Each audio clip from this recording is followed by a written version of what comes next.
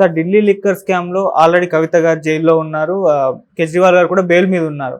అయితే నిన్న ఈడీ కేసీఆర్ గారికి కూడా ఈ ఢిల్లీ లిక్కర్ స్కామ్ గురించి మొత్తం తెలుసు అని కూడా చెప్పింది. అది లేటెస్ట్ ఇప్పుడు ఆయన పేరుని కూడా ఈ స్కామ్లో యాడ్ చేశారని అంటున్నారు సార్. మరి ఏంటి పరిస్థితి? కేసీఆర్ గారిని కూడా అరెస్ట్ చేసే అవకాశాలు ఏమైనా కనిపిస్తున్నాయి అంటారు సార్? కేసీఆర్ని అరెస్ట్ చేయకపోవచ్చు, బట్ కేసీఆర్ పేరు మెల్లగా ఇరికిస్తారేమో అనేది కనిపిస్తుంది. అయితే నిన్న సడన్గా కేసీఆర్ పేరు మెన్షన్ చేస్తూ ఈడీ హైకోర్టులో వాదనలో వినిపిస్తున్నప్పుడు చెప్పింది అనే వార్త బయటకు వచ్చింది. యాక్చువల్గా ఏంటంటే కవితకు రౌసవెన్యూ కోర్టులో బెయిల్ రిజెక్ట్ అయింది. దాంతో ఆమె హైకోర్టుకి వెళ్ళింది. హైకోర్టులో ఇప్పుడు సిబిఐ అండ్ ఈడీ ఇద్దరు కూడా తమ వాదనలు వినిపిస్తున్నారు. కవితకు బెయిల్ ఇవ్వకూడదు, ఆమె ఇస్తే సాక్ష్యాధారాలని తారుమారు చేస్తుంది, సాక్షుల్ని భయపెడుతుంది, బెదిరిస్తుంది, లేదా ఇన్ఫ్లుయెన్స్ చేస్తుంది అని చెప్పి వాళ్ళు ఈ కేసు ఎంత స్ట్రాంగ్, మళ్ళీ ఈ వాదనలు ఉంటాయన్నమాట. నేను ముందే చెప్పాను, పిఎంఎల్ఏ చట్టంలో prevention of money laundering act according to section 45 bail అనేది వెరీ వెరీ డిఫికల్ట్.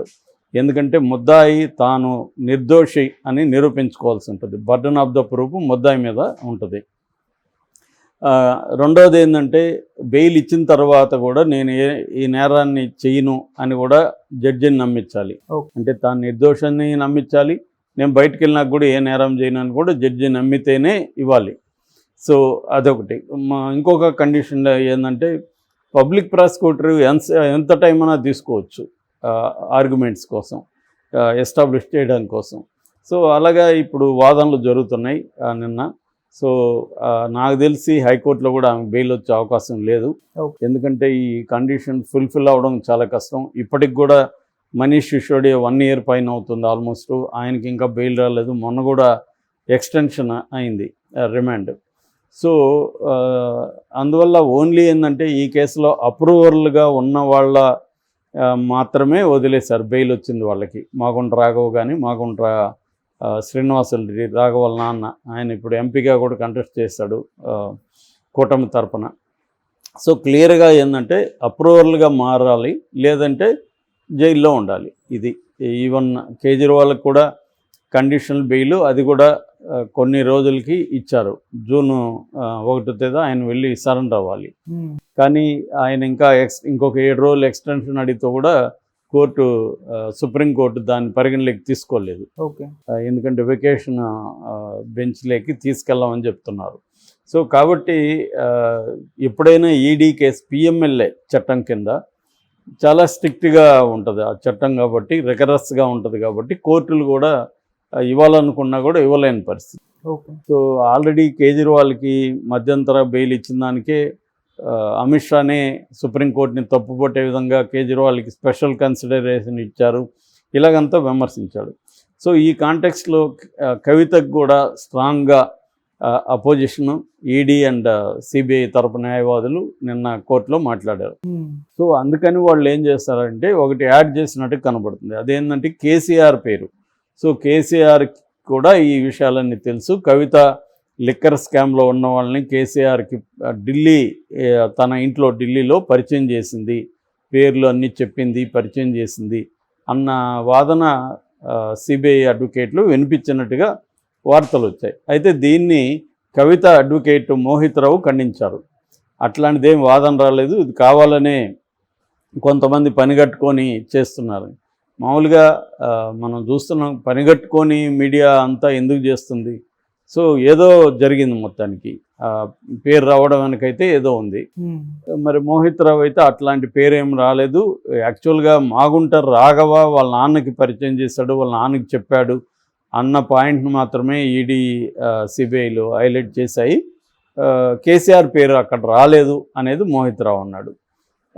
సో ఓవరాల్గా కాబట్టి మనకి రికార్డెడ్ ఎవిడెన్స్ ఏమి ఉండదు. రికార్డులో చేరిస్తేనే కేసీఆర్కి ఏమైనా ఇబ్బంది.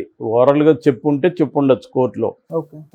ఎందుకంటే వీళ్ళు కవితకు బెయిల్ ఇవ్వద్దు అని చెప్పడానికి వీళ్ళ నాన్న ఎక్స్ సీఎం, వీళ్ళకి ఇంకా అక్కడ స్ట్రాంగ్ ఇది ఉంది, ఈమె వాళ్ళ నాన్నకు కూడా చెప్పింది ఇవన్నీ. సో అన్నట్టుగా అంటే ఒక్కొక్కసారి ఇలా చెప్పుకుంటూ వచ్చి ఏమన్నా ఫర్దర్గా కేసీఆర్ పేరు కూడా ఇరికిస్తారా అనేది కూడా చూడాలి. అంటే ఇవన్నీ ఏంటంటే కేసీఆర్కి మెల్లమెల్లగా కేసులు చుట్టుకుంటున్నట్టు కనబడుతుంది. ఇక్కడ మనకి ఫోన్ ట్యాపింగ్ కేసు ఉంది. ఫోన్ ట్యాపింగ్ కేసులో 1 by 1 వాళ్ళు బయటికి తెస్తూ ఉన్నారు. సో మెల్లగా పేర్లు బయటకు వచ్చాయి. ఫస్ట్ టైం కేసీఆర్ పేరు ఆయన కన్ఫెషన్ రిపోర్ట్, రాధాకృష్ణరావు కన్ఫెషన్ రిపోర్ట్లో కేసీఆర్ పేరు ఫస్ట్ టైం బయటకు వచ్చింది.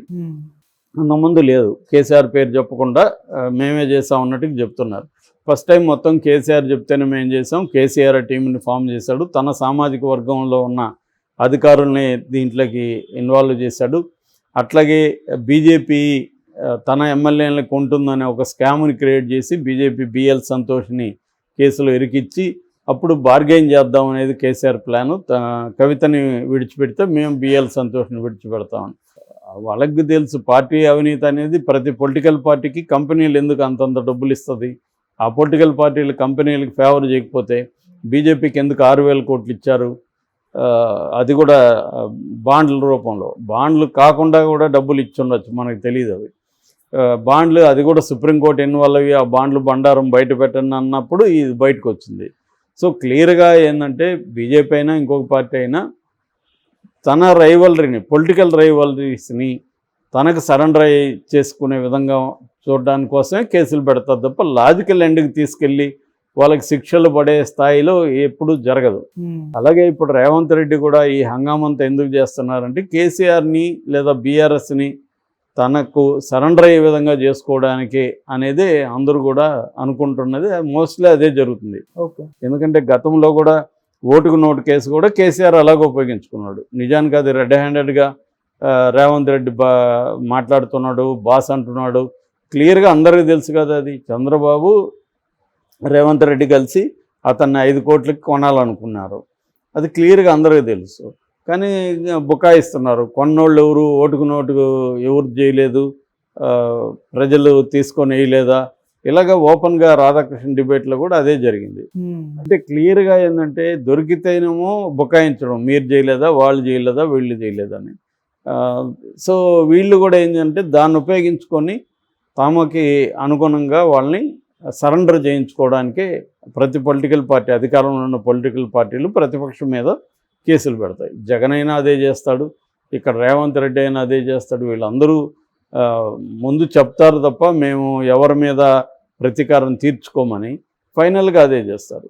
సో ఆ రకంగా కేసీఆర్ మీద ఇప్పుడు రేవంత్ రెడ్డి, మోడీ కలిసి కేసీఆర్ని ప్రెజర్ చేయడానికి ట్రై చేస్తున్నారు అనేది ఒక వాదన.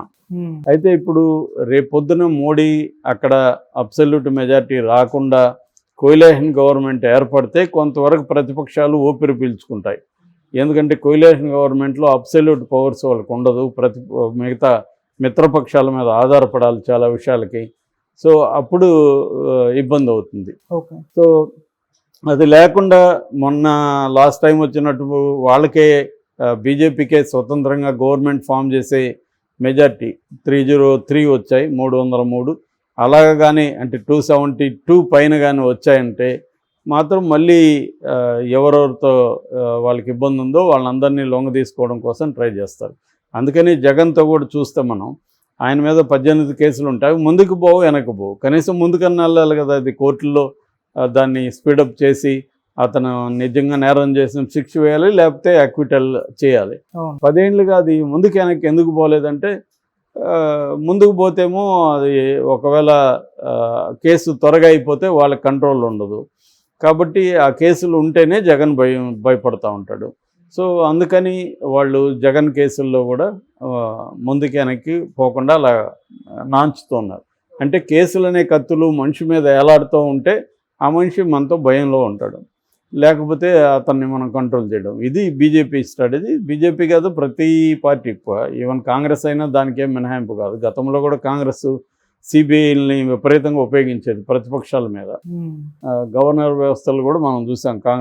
కాంగ్రెస్ దీంట్లో బీజేపీ కంటే బెటర్ గవర్నెన్స్ ఏం లేదు.